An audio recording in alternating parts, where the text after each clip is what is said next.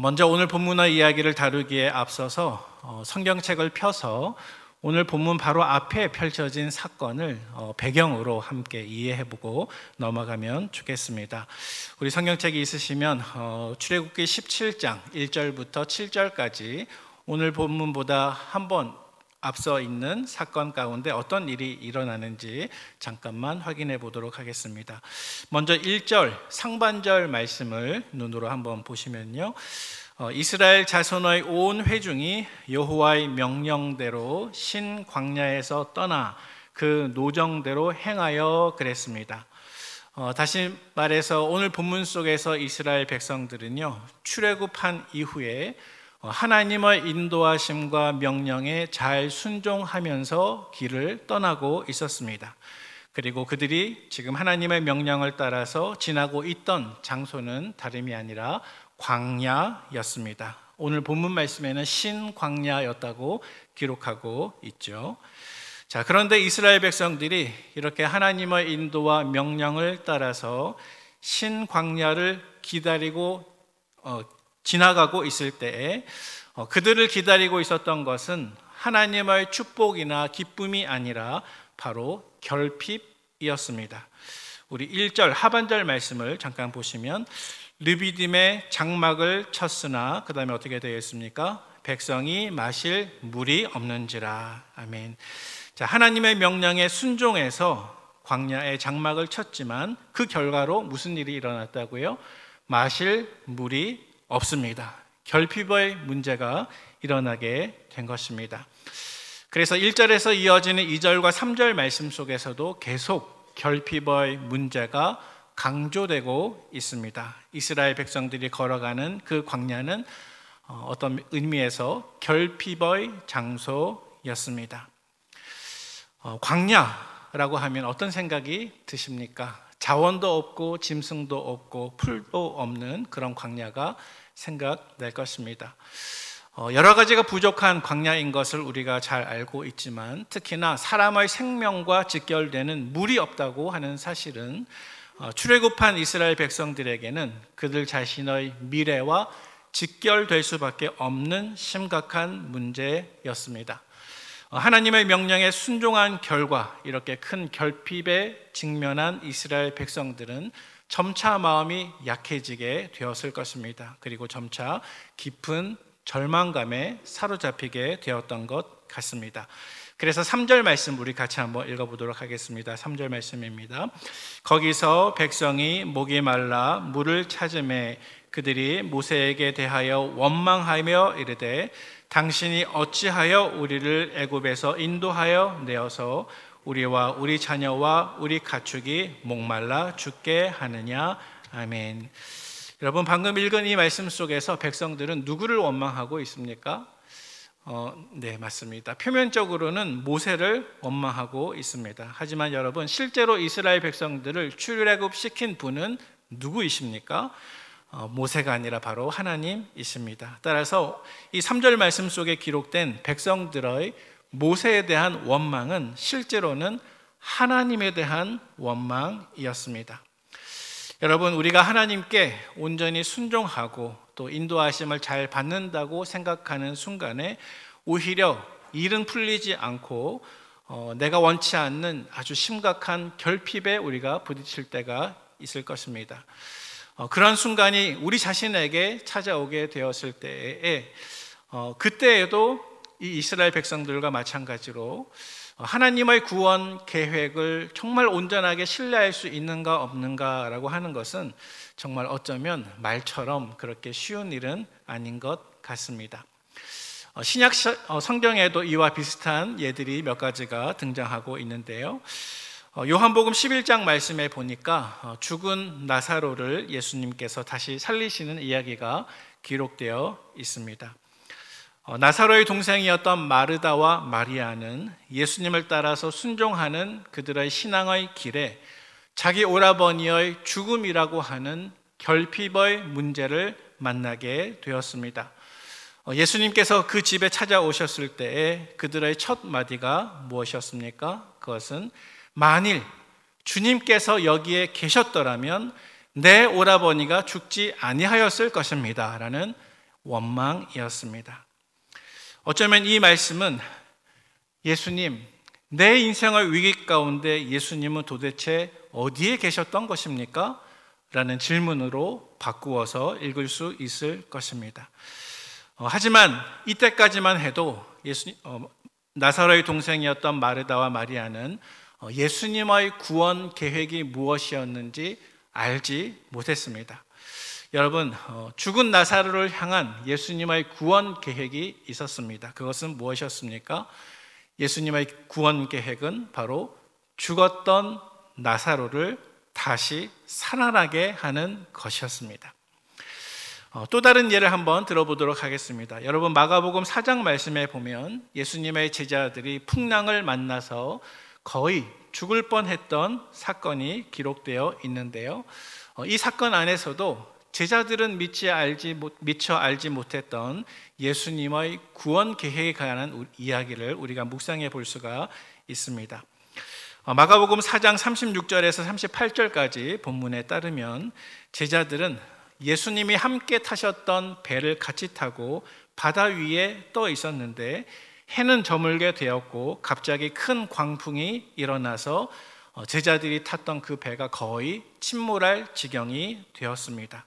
그리고 놀랍게도 이때 예수님께서는 어떻게 하셨냐 하면 배 고물에서 베개를 베시고 푹 주무시고 계셨습니다. 배가 거의 침몰될지 모르는 그러한 급박한 상황 속에서 주무시고 계신 예수님을 바라보면서 이 제자들은 마음속에 어떤 생각이 들었을까요? 아마도 예수님께서 우리의 생명과 우리의 안전에 대해서는 마치 계시지 않는 것처럼 침묵하시고 무관심하시구나 라고 생각되었을 것입니다. 그래서 절망에 빠진 제자들이 예수님을 급히 깨웠습니다. 선생님, 우리가 죽게 된 것을 어찌하여 돌보지 아니하십니까? 그러자 예수님께서는 눈을 뜨셨고 곧 우리가 아는 것처럼 바다를 향하여 잠잠하라, 고요하라 라고 명령하시니 바다는 이내 순종하게 되었습니다. 자, 그런데 그 다음 순간이 중요한 것 같습니다.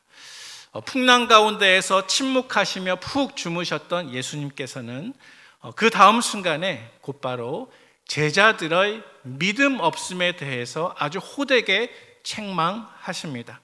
그래서 마가복음 4장 40절 말씀에 보니까 이에 제자들에게 이르시되 어찌하여 이렇게 무서워하느냐, 너희가 어찌 믿음이 없느냐라고 제자들을 책망하고 있습니다. 성도 여러분, 제자들이 과연 무엇을 잘못한 것일까요? 어쩌면 죽을지도 모르는 풍랑 가운데에서 아무런 도움도 주지 않는 예수님을 향해서 예수님을 깨우고 또 너무 무심하십니다 라고 다소 원망 섞인 말을 했을 뿐인데 예수님은 왜 그들을 그렇게 호되게 책망하셨을까요? 그 이유가 마가복음 4장 35절 말씀에 기록되어 있는데요. 우리 자막을 보시면서 한번 그 말씀을 읽어보도록 하겠습니다. 같이 읽겠습니다. 그날 저물 때에 제자들에게 이르시되 우리가 저편으로 건너가자 하시니 아멘. 자, 여러분, 예수님께서 제자들을 책망하신 이유를 발견하셨습니까? 예수님께서 제자들을 책망하신 이유는 그들이 예수님의 구원 계획을 믿지 못했기 때문입니다. 자막을 다시 한번 보여주시면요, 방금 읽으신 마가복음 4장 35절 말씀 속에서 예수님은 이미 제자들에게 어떻게 말씀하셨습니까? 우리가 저편으로 건너가자라고 말씀하셨습니다. 너희가 혼자 저편으로 건너가라 라고 말씀하시지 않았습니다. 따라서 예수님도 함께 저편으로 건너간다 라고 하는 뜻이 숨겨져 있는 것이죠. 여러분, 이해가 되십니까? 이 말씀을 조금만 더 묵상해 본다고 한다면요, 예수님은 제자들에게 우리가 저편으로 건너갈 때까지 중간에 아무런 일도 일어나지 않을 거야 라고 약속하지는 않으셨습니다. 하지만 그렇다고 해서 우리가 아마 중간쯤 가다가 모두가 다 빠져 죽을 거야 라고 말씀하시지도 않았습니다. 여러분, 제자들을 향한 예수님의 계획이 있었는데 그것은 무엇이었습니까? 바로 우리가 저편으로 건너가는 것이었습니다. 예수님께서 그렇게 한번 말씀하신 이상 중간에 풍랑이 있든 예수님께서 주무시고 계시든 아무런 상관이 없는 것이었습니다. 왜냐하면 예수님의 말씀은 변하지 않는 약속이기 때문에 그렇습니다. 하지만 예수님의 제자들은 이 예수님의 말씀과 선한 계획을 믿지 못했습니다. 자, 이제 다시 출애굽기 17장 말씀으로 넘어와서요. 생명을 유지하는 데 필수적인 물이 없어서 하나님을 불신앙하며 원망했고, 또 하나님의 구원 계획에 대해서 깊이 의심했던 백성들 앞에서 모세는 참 올바르게 대처했던 것 같습니다. 그는 그 문제를 가지고 곧바로 하나님께 기도로 나아간 것입니다. 하나님의 응답으로 모세가 하나님의 지팡이를 손에 잡고 호렙산 반석을 치게 되었습니다.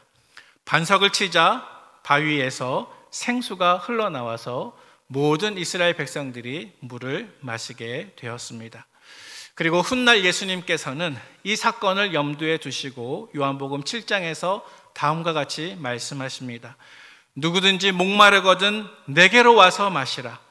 나를 믿는 자는 성령의 이름과 같이 그 배에서 생수의 강이 흘러나오리라 라고 말씀하셨습니다. 따라서 이 무리바 광야에서 백성들을 마시게 한 이 반석은 예수 그리스도를 상징하는 것입니다. 우리는 결핍이 많은 광야와 같은 우리 인생길에서 오직 예수 그리스도를 통해서 생수를 공급받을 수 있음을 믿으시기를 바랍니다. 그래서 이러한 생수 사건이 일어난 바로 이후에 오늘 본문의 사건이 등장하게 되었습니다. 물이 없어서 결핍으로 죽을 뻔했던 위기를 넘겼던 그 르비딤을 채 지나가기도 전에 또 다른 외적인 위기가 이스라엘 백성들을 기다리고 있었는데요. 그것은 바로 아말렉과의 전투였습니다. 우리 8절 말씀을 같이 한번 읽어보도록 하겠습니다. 8절 말씀입니다. 그때에 아말렉이 와서 이스라엘과 르비딤에서 싸웠니라. 아멘. 자, 여러분, 이 말씀 가운데 아말렉이라고 하는 민족이 등장하고 있는데요. 여러분, 아말렉은 어떤 민족이었습니까? 아말렉은 광야에 거주하는 유목민이었습니다. 그리고 오늘 본문에 등장하는 것으로부터 시작해서 나중에 다윗 시대에 이 아말렉이 완전히 멸망을 당할 때까지 약 1000년 동안 이 아말렉은 이스라엘 민족을 이 모양 저 모양으로 끈질기고 지속적으로 괴롭혔던 그러한 원수와 같은 민족이었습니다. 오늘 본문에 다 소개되어 있지는 않지만 이 아말렉에 대해서 한 가지 특이한 점이 있는데, 그것은 그들이 매우 잔인하고 야비한 방법으로 출애굽한 이스라엘 백성들을 괴롭혔다는 사실입니다.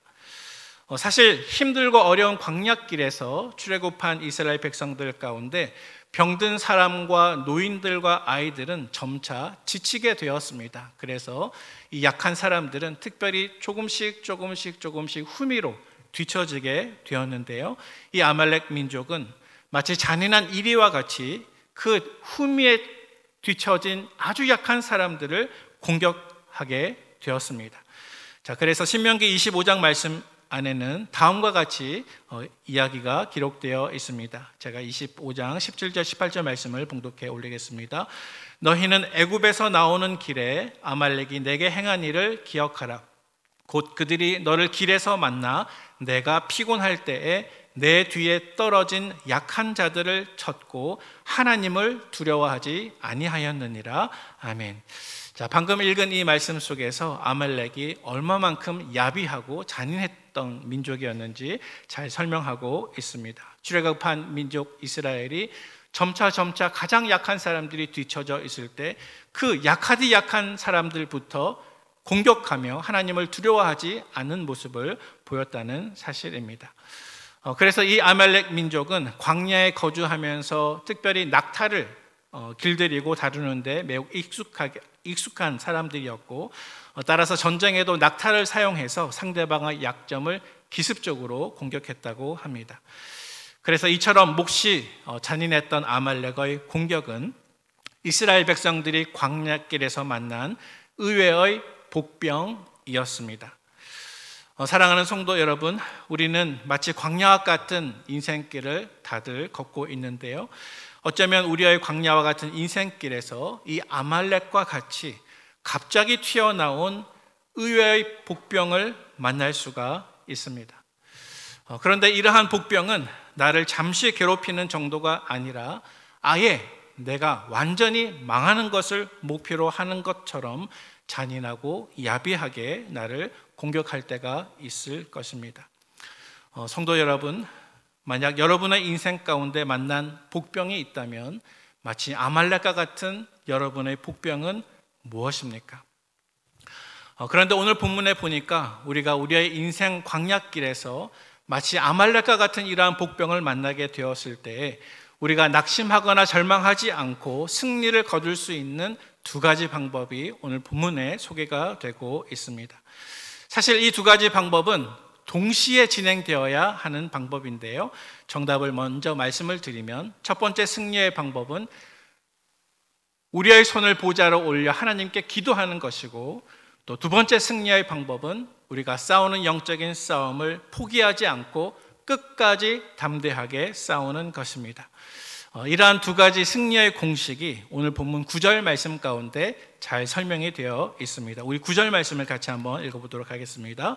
모세가 여호수아에게 이르되 우리를 위하여 사람들을 택하여 나가서 아말렉과 싸우라. 내일 내가 하나님의 지팡이를 손에 잡고 산 꼭대기에 서리라. 아멘. 자, 먼저 방금 읽은 말씀 하반절에 모세가 하나님의 지팡이를 손에 잡고 산 꼭대기에 선다라고 하는 것은 무엇을 가리키는 것이겠습니까? 바로 기도하는 것을 가리키는 것입니다. 오늘 본문 11절 말씀에 보니까 특별히 모세가 산 꼭대기에 서서 손을 들면 이스라엘 백성들이 이기고 손을 내리면 아말렉 백성이 이기게 되었다라고 말씀하고 있습니다. 따라서 사랑하는 성도 여러분, 여러분을 괴롭히는 마치 아말렉과 같은 인생의 복병을 만나서 여러분이 이길 수 있는 유일한 방법이 무엇입니까? 먼저는 여러분의 두 손을 높이 들고 하나님의 보좌를 향하여 기도하는 것임을 기억하시기를 바랍니다. 반대로 만약 여러분이 아말렉과 같은 문제 앞에서 계속적으로 패배하고 있다고 한다면 혹 여러분의 기도하는 그 손이 잠시 혹은 너무나 오랫동안 내려가 있지는 않은지 우리는 반드시 확인해야 할 것입니다. 두 번째로 기도하는 것과 더불어서 인생의 복병 앞에서 우리가 승리하는 두 번째 비결은 이 승리가 언제 있을지, 그 마지막이 언제일지 우리가 비록 알지 못한다 할지라도 그 마지막 순간까지 여러분의 싸움을 절대로 포기하지 않는 것입니다. 사실 이것은 말처럼 그렇게 쉬운 일은 아닙니다. 온갖 힘든 고통과 부정적인 현실이 내 눈앞에 버젓이 벌어져 있는데 그 모든 것을 끝까지 견디고 이겨내는 것은 너무나 쉽지 않은 일이기 때문입니다. 나는 너무나 약하고 이 세상은 너무나 강하게 보일 수밖에 없기 때문입니다. 하지만 사랑하는 성도 여러분, 마치 권투 선수가 링 위에서 거친 싸움을 싸우다가 수건을 던져서 기권을 하는 것처럼 여러분의 영적인 싸움을 포기하지 마시기를 바랍니다.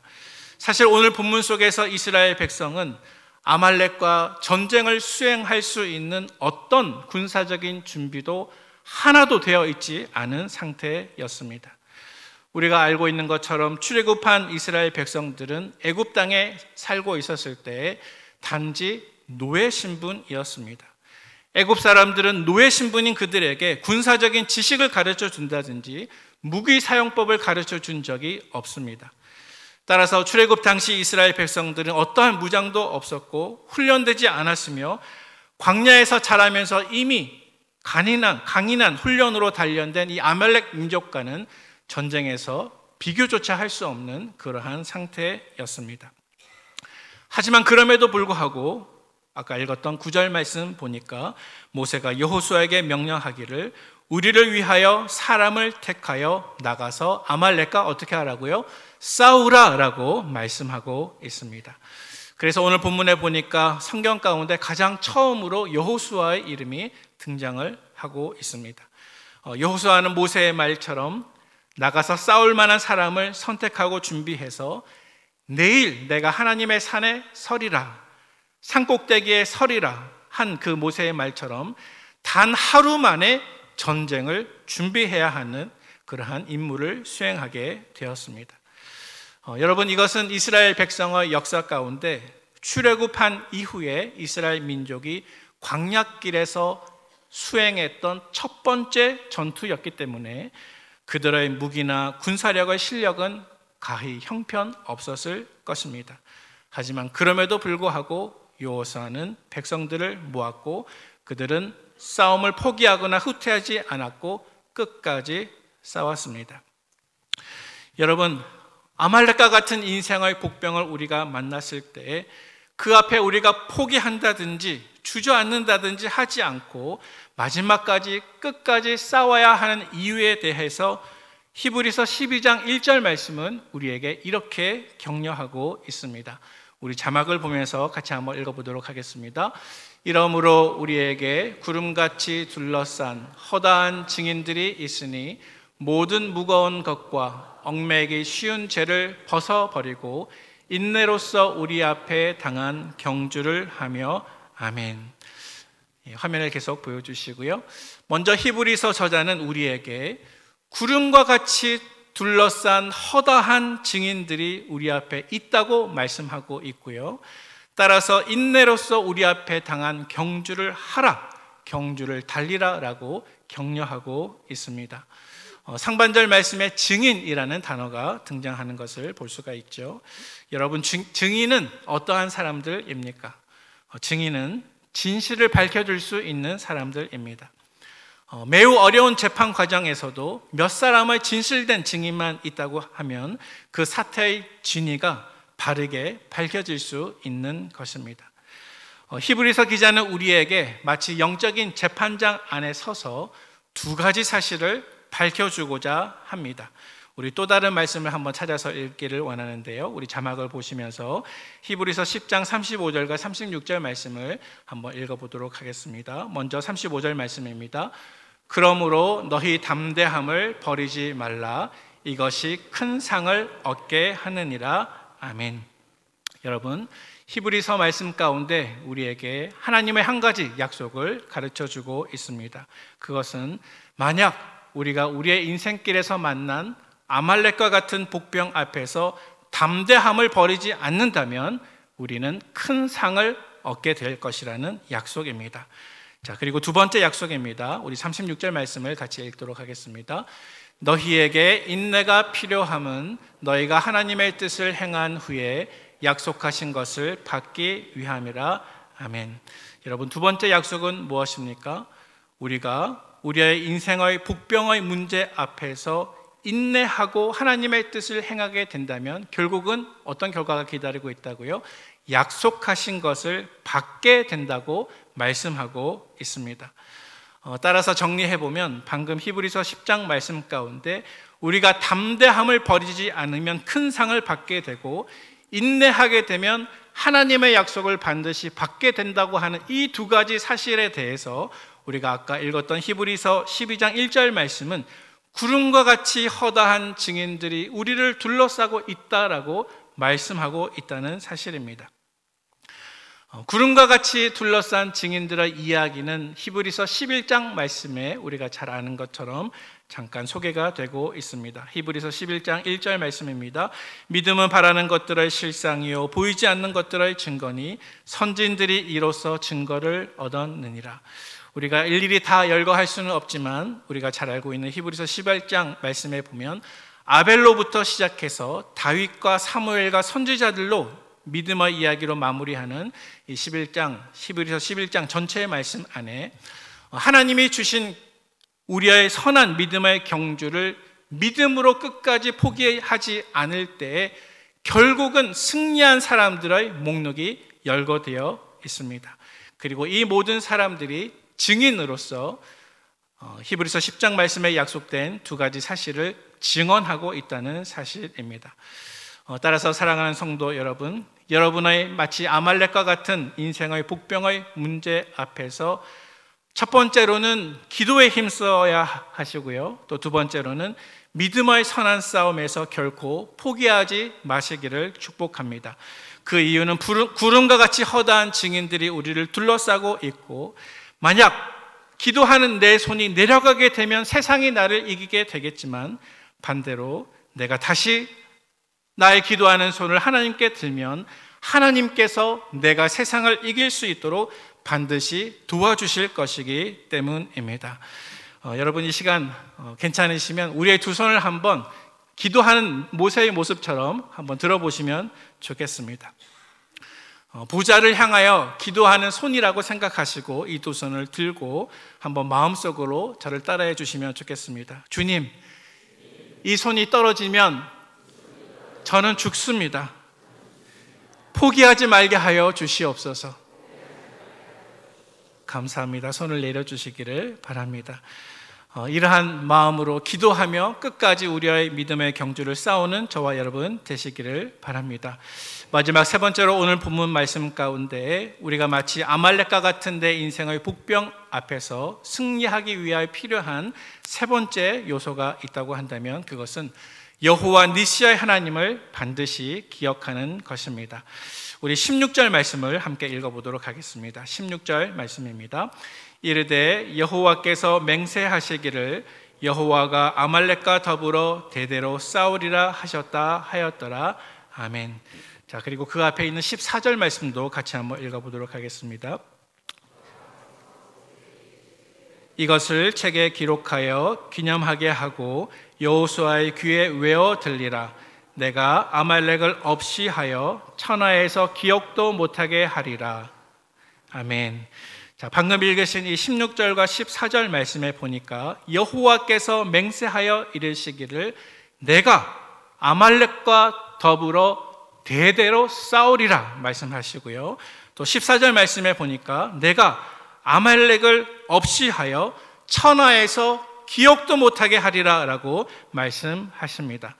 다시 말해서 여러분의 인생의 복병인 그 아말렉의 문제와 하나님께서 대대로 싸워주실 것이며 그 아말렉을 없이 하여 천하에서 기억도 못하게 한다는 축복이 저와 여러분에게 주어진 하나님의 약속임을 믿으시는 저와 여러분 되시기를 바랍니다. 그래서 12절과 13절 말씀을 보면 결국 이스라엘 백성들은 모세의 손이 내려오지 않을 때에, 그리고 여호수아가 포기하지 않고 끝까지 싸움을 싸웠을 때에 큰 승리를 거두게 되었습니다. 모세는 출애굽한 이스라엘 백성들이 광야에서 치룬 이 첫 번째 전투의 승리를 하나님 앞에 감사하면서 제단을 쌓았는데요, 그리고 그 제단의 이름을 15절 말씀처럼 여호와 니시라는 이름으로 불렀습니다. 여호와 니시라는 말 안에서 여호와는 하나님을 가리키는 말이고요, 니시는 히브리 말 네스라는 말에서 나온 말인데요, 그 뜻은 깃발, 깃대 혹은 장대라는 뜻을 가지고 있습니다. 오늘 본문에서는 그 해석을 승려의 깃발로 해석할 수가 있습니다.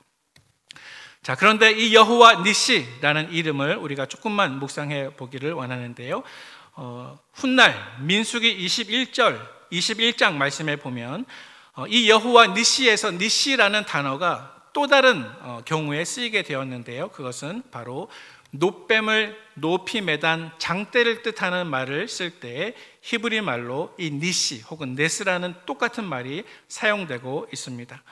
여러분, 광야에서 하나님을 시험해서 불뱀에 물린 이스라엘 백성들을 낫게 하기 위해서 모세가 하나님의 지시대로 놋뱀을 만들어서 히브리 말로 네스 혹은 니시라고 할 수 있는 장대 위에 높이 매달게 되었는데 누구든지 그 뱀을 쳐다보는 사람은 살게 되었습니다.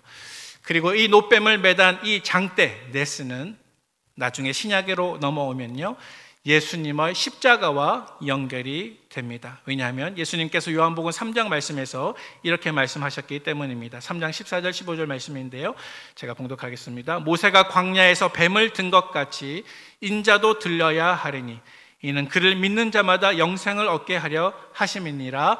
아멘.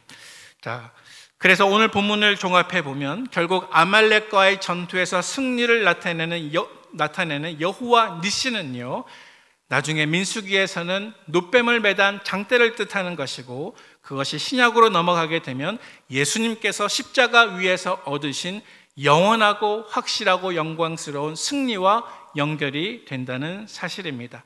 따라서 오늘 본문 출애굽기 말씀 속에서 나타난 여호와 니시, 하나님은 나의 승리의 깃발이라고 하는 이 말은 결국은 예수님의 십자가를 통한 영원한 구원의 완성을 의미하는 것입니다.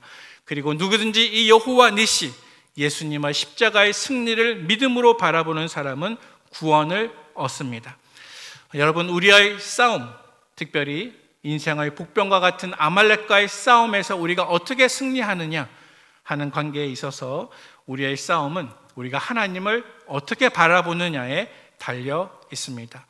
만약 여러분이 하나님을 나의 승리의 깃발로 바라보시게 된다면 여러분은 반드시 승리하게 될 것입니다. 하지만 여러분이 하나님이 나의 승리의 깃발이라는 사실을 바라보지 못한다면 여러분은 실패하게 될 것입니다. 왜냐하면 우리가 아무리 부족하거나 아무리 능력이 많아도 내가 싸움에서 이기고 지고 하는 그 모든 승리의 근거는 오직 하나님께 달려있기 때문에 그렇습니다. 하지만 불행하게도 역사적으로 이스라엘 백성들은요, 오늘 이 본문 속에서 승리의 깃발이신 여호와 니시의 하나님을 경험했음에도 불구하고 불과 약 2년 뒤에 그들이 가나안 땅 코앞에 놓여진 가데스 바네아라는 곳에 이르러 가나안 땅을 정탐하게 되었을 때 그들은 그곳에서 또 다른 아말렉 사람과 또 다른 가나안 사람들을 만나게 되었습니다. 하지만 그들이 이곳에서 정탐을 수행할 때 이번에는 그들이 하나님을 나의 승리의 깃발로 바라보지 못한 결과 그들은 자기 스스로를 힘없는 메뚜기처럼 여기게 되었고 마음은 약해지고 두려움에 사로잡혀 결국 광야길을 40년 동안 방황하는 결과를 가져오게 되었습니다. 승리의 깃발이신 하나님을 우리가 바라보지 못하게 된다면 결국 우리는 싸움에서 패배할 수밖에 없다라는 사실입니다. 이제 말씀을 정리하도록 하겠습니다. 사랑하는 성도 여러분, 하나님은 우리의 승리의 깃발이십니다. 골로새서 2장 15절 말씀에 보니까 통치자들과 권세들을 무력화하여 드러내어 구경거리로 삼으시고 십자가로 그들을 이기셨느니라 라고 말씀하고 있습니다. 여러분, 예수님께서는 이미 승리하셨습니다. 하지만 아직 사탄이 우리에게 완전히 항복한 것은 아닙니다. 따라서 우리는 아직도 우리가 싸워야 할 영적인 싸움이 남아 있습니다. 영적인 시험과 유혹과 죄와 우리를 대적하는 세상과 우리는 여전히 싸워야만 합니다. 하지만 만약 그러한 순간에 우리가 우리의 손을 하나님의 보좌를 향해 높이 들고 우리가 우리의 선한 싸움을 포기하지 않으며 오직 여호와 니시, 나의 승리의 깃발이신 하나님을 믿음으로 확신하게 된다면 우리는 하나님의 약속대로 여러분의 인생의 복병과 같은 아말렉과 하나님이 대대로 싸우시고 하나님이 그 아말렉을 천하에서 기억됨이 없기까지 승리를 우리에게 주실 줄로 믿으시기를 바랍니다. 이 여호와 니시 승리의 하나님을 신뢰함으로 여러분의 아말렉을 이기시는 모든 성도님들 되시기를 예수님의 이름으로 축원을 드립니다.